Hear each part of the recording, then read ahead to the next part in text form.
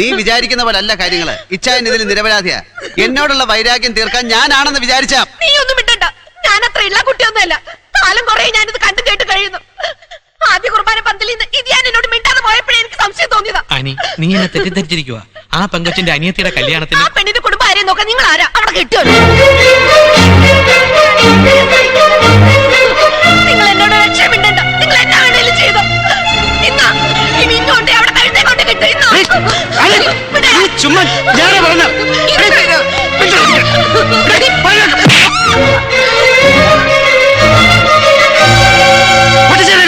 നീ ഒരു കാര്യം ഓർക്കണം. നീ പറയുന്ന കാണിക്കുന്ന എന്റെ നെഞ്ചിലാ വന്ന് കൊള്ളുന്നത്. ഞാൻ കാരണം അളിയൻ ഈ ചതിക്കുഴി ചെന്ന് വീണത്.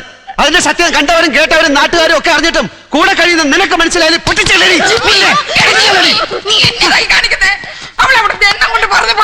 എനിക്ക് ദണ്ഡമല്ലേ അമ്മച്ചി? ഒരു തട്ടകേട് വന്നു. അതെങ്ങനെ വന്നു ആലോചിക്കാതെ ഞാൻ എന്റെ മോളെ കൂട്ടി പോയി ചാവും. കണ്ടോ? പോയി ചാടി. കൂടെ പറപ്പിലെ സ്വന്തം കെട്ടിയവനെ വിശ്വാസം ഇല്ലാത്ത നീ പോയി ചാവ്.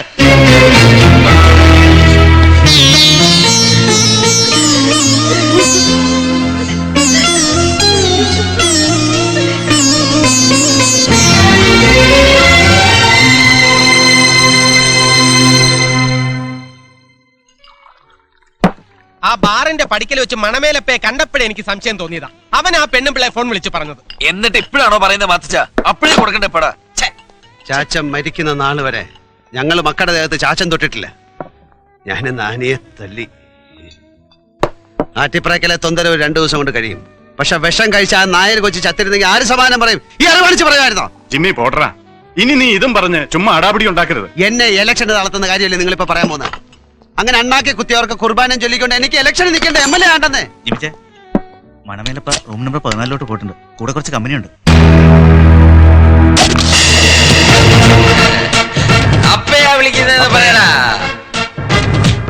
ഇതാ പറയുന്നത്. പടമേടിച്ച് പന്തളത്ത് നിന്നപ്പം അവിടെ പന്തള സൂളന്റെ ഗാനവേള. ഇതാപ്പേ ഇങ്ങ വന്നേ. എന്നാത്തിനാ ജിമ്മിച്ച? ഒന്നിനുമല്ല, നമുക്ക് ഒരു സ്ഥലം വരെ ഒന്ന് പോണം. പ്രശ്നമൊന്നുമില്ല. ഇടാപ്പേ നമ്മൾ രണ്ട് ഗ്രൂപ്പാണേലും എല്ലാം കേരളദേശം കോൺഗ്രസ് അല്ലേ. നമ്മൾ പിളരും ലയിക്കും പിളരും. അത് വേ ഇത് റേ. നീ വാ. പ്രശ്നമൊന്നുമില്ല. നിങ്ങൾ രണ്ടാമത്തെ ഷോടെ പൊട്ടിക്കുമ്പോഴേക്ക് ഇവനെ ഞാൻ ഇവിടെ കൊണ്ടാക്കും. പടാ പടാ.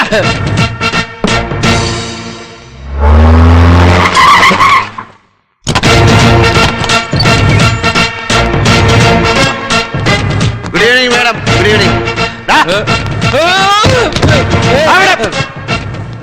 മാഡത്തിന് അറിയോ മണമേൽ അപ്പ പാലയുടെ രോമാഞ്ച? അവന്റെ വലിയപ്പൻ മണമേൽ ഈശോ മത്ത ഒരു മഹാനായിരുന്നു. മഹാൻ. ഇവന്റെ അപ്പനും ചെറിയൊരു മഹാനാ. എന്നാടാ പേര്? മഹാൻ മണമേൽ കുഞ്ചരിയ. തിരക്കിനാടെ കേട്ടിട്ടുണ്ടോ? സ്വാതന്ത്ര്യ സമരം. സ്വാതന്ത്ര്യ സമരമല്ല ജിമിച്ചയ, വിമോചന സമരം. വിമോചന സമരം. മിസ്റ്റർ, ഇതൊരു പോലീസ് ഓഫീസാണ്. കറക്റ്റ്. ഈ വിമോചന സമരം അറിയോ? ഈ വിമോചന സമരത്തെ കുറിച്ച് പ്രസംഗിക്കുന്നു. ഇപ്പൊ ഔട്ട് ഓഫ് ഫാഷനാ. വന്ന കാര്യം പറ. കറക്റ്റ്. നമ്മൾ എന്തിനാ വന്ന? ഈ അപ്പയുടെ കേസ്. എന്റെ അളിയൻ അലക്സും ആ പാവം പെങ്കൊച്ചും കൂടെ ഇന്നലെ ഹോട്ടൽ പ്ലാസ വന്ന് ഇമ്മോറൽ ട്രാഫിക് ഉണ്ടാക്കി മാഡത്തിനോട് ആരാ പറഞ്ഞ? 1 2 ഒരു ആണും പെണ്ണും കൂടെ ഒരു ഹോട്ടലിലോട് കടന്നാൽ അത് ഇമ്മോറൽ ട്രാഫിക് ഉണ്ടാക്കാനാണെന്ന് വല്ല നിയമം ഉണ്ടോ? വിടത്തില്ല. ജോഷി, അങ്ങനെ ഒരു നിയമം ഉണ്ടെന്ന് അപ്പയോട് ചോദിക്കടാ.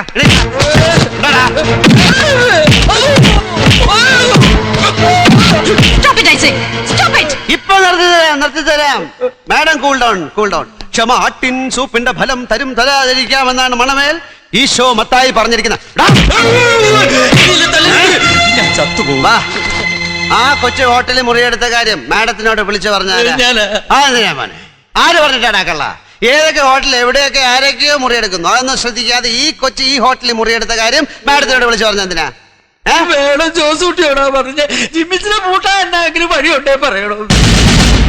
ഇത് മാഡത്തിന്റെ മുമ്പ് വെച്ച് പറയിക്കാനാ ഞാൻ ഇവനെ കൊണ്ട് വന്നത്. ഇവനെ പോലൊരു ഊച്ചാലി ഫോൺ ചെയ്തതിന്റെ പേരില് IPS റാങ്കിലുള്ള ഒരു ഓഫീസർ വിലങ്ങുമെടുത്ത് ചാടി പുറപ്പെട്ടതിന്റെ പൊരുൾ എനിക്ക് അറിയണമായിരുന്നു. അതറിഞ്ഞു. ഇനി കളി നമ്മൾ തമ്മില്. പിന്നെ ഇങ്ങനെ വല്ലാണ്ടൊക്കെ ഇമ്മോറൽ ട്രാഫിക് ജാം കണ്ടുപിടിച്ച് ജയിച്ചാൽ മതിയോ? നമുക്കൊരു ട്രാഫിക് ജാം ഒക്കെ ഉണ്ടല്ലേ. നമുക്കെന്ന് പറഞ്ഞ എന്റെ കാര്യമല്ല, നമ്മുടെ മറ്റേ പുള്ളി ഡോക്ടർ. അതിനൊരു യോഗം മാഡത്തിനുണ്ടാവുമെന്ന് കർത്താവ് തീരുമാനിക്കട്ടെ. ഇക്കാര്യത്തിൽ കർത്താവ് എന്റെ കൂടെ കൂടി. 1 മിനിറ്റ്. ഇത് കോട്ടയമാണ്.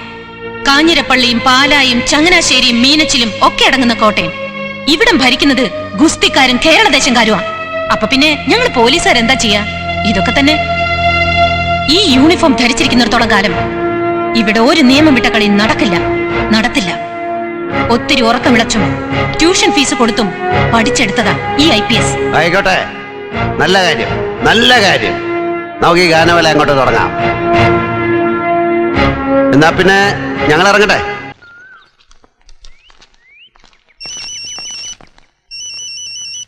Hello. Yes sir.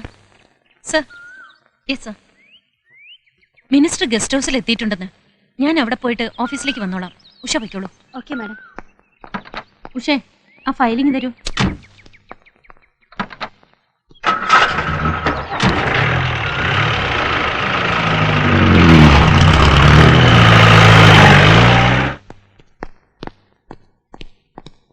Madam, minister വരാൻ അല്പം വൈകും. മാഡത്തിനോട് വെയിറ്റ് ചെയ്യാൻ പറഞ്ഞു. ഓക്കെ.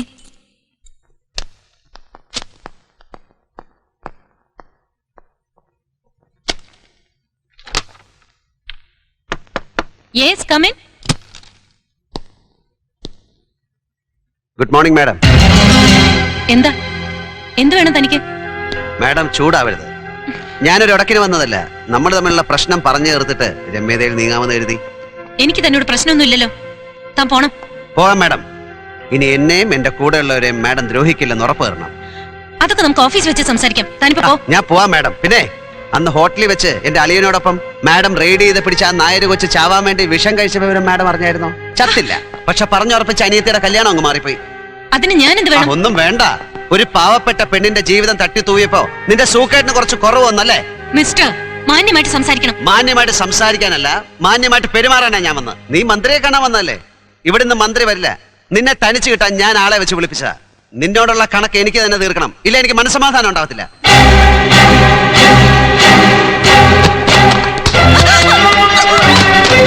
ഇപ്പൊ നിന്നെ വേണം എനിക്ക് എന്തും ചെയ്യാം. പക്ഷേ അത്തരം ചെറ്റത്തരം ഒന്നും ജിമ്മി ചെയ്യത്തില്ല.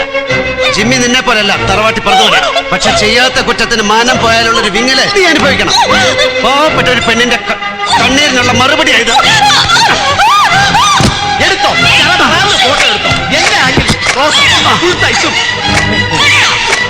എടുത്തോ.